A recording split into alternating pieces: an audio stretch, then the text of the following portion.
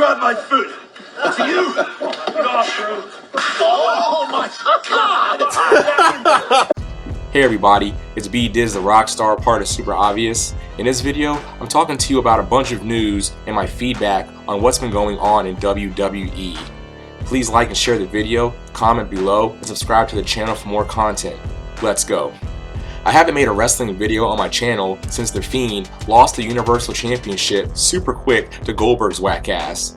And then Braun Strowman beating Goldberg's non-wrestling whack ass. It helps a little bit, but The Fiend still needs to get the belt back. He's like the coolest character ever. He's like creepy and scary and stuff. So we have the news that WWE released a list of wrestlers, like literally a list, and I'm sure there's going to be more names added. So far, we have Kurt Hawkins and Zack Ryder. Kurt Hawkins, his gimmick is the fact that he lost 200 times in a row. And Zack Ryder was a part of the Hype Bros, but they've both been pretty much jobbers, so it's not really surprising. Next, we have Kurt Angle. He had the storyline that Jason Jordan was his son, which was whack. Then, he gets retired by Baron Corbin at WrestleMania. And then, taps out to his own ankle lock by Drew McIntyre. Even if he doesn't wrestle anymore, they shouldn't have let him go. Next, we have No Way Jose, aka I come down to the ring partying with a conga line just so everybody can see me get my ass beat. Next, we have Mike and Maria Kanellis. They had just came back to the company not too long ago. Their storyline was Maria was kind of like the man of the relationship and making Mike the bitch. And then they had the thing where Maria was like knocking on the door saying, if you don't open it, I'm gonna kick you in your vagina. That was pretty funny. Also, they had a storyline where we didn't know who the baby dad was. It was okay, but they've been pretty much at the bottom of the roster.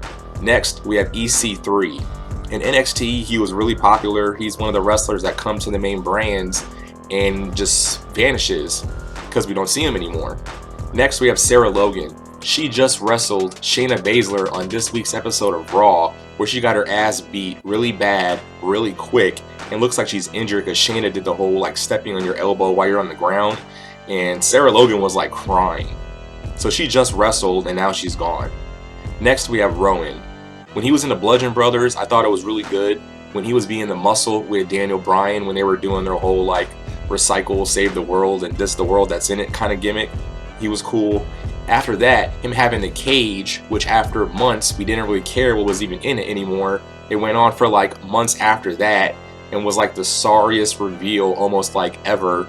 And then Drew McIntyre grabbed the stairs and smashed the cage real quick, and then that was pretty much it. Next, we have Mike Keota, which besides Earl Hebner is like the biggest referee ever in the company. He's been there for like 20 years. I don't know why they would let him go. Next, we have Preem and Epico. They had the storyline when they were giving out their brochures to go on vacation and travel to Puerto Rico because it's so great. But that was pretty much it. And they're like at the bottom of the barrel.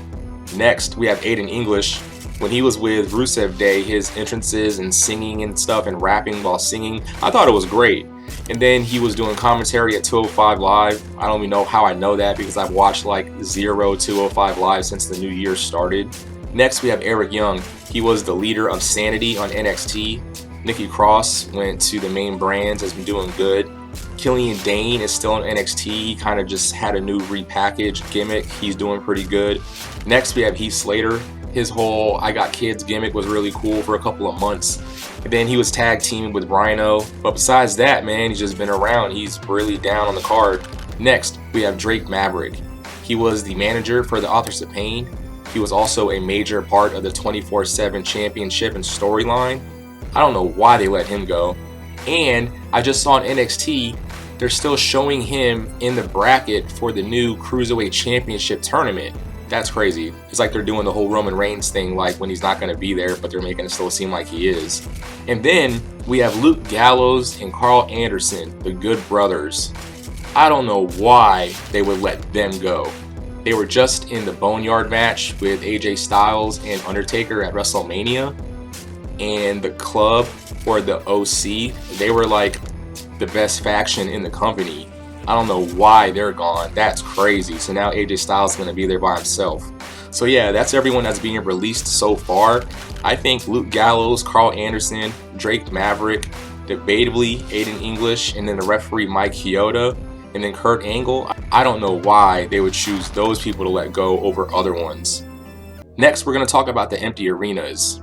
Honestly, when this all started, it was pretty freaking weird. After like the third or fourth show, I started to kind of appreciate it in different ways. First off, I give everyone that's in the wrestling business, especially an active performer, 100% respect for still putting on shows with everything going on and performing in empty arenas when they deserve to have an audience in the thousands. But as far as the shows, it's pretty funny when the wrestlers come down to the ring being all charismatic and shit talking when there's no fans there.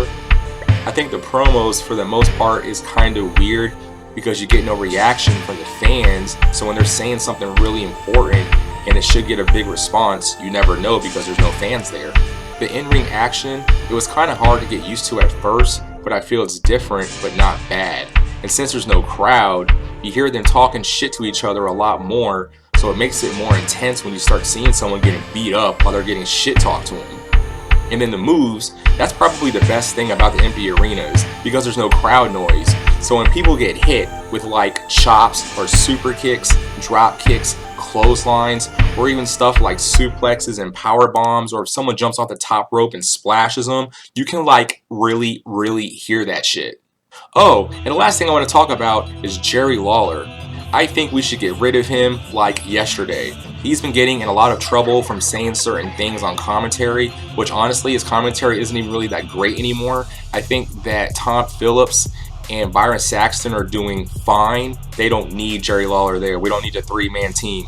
When the Street Profits came out, he said that they're sipping probably Kool-Aid in those red cups. He said that because they're black.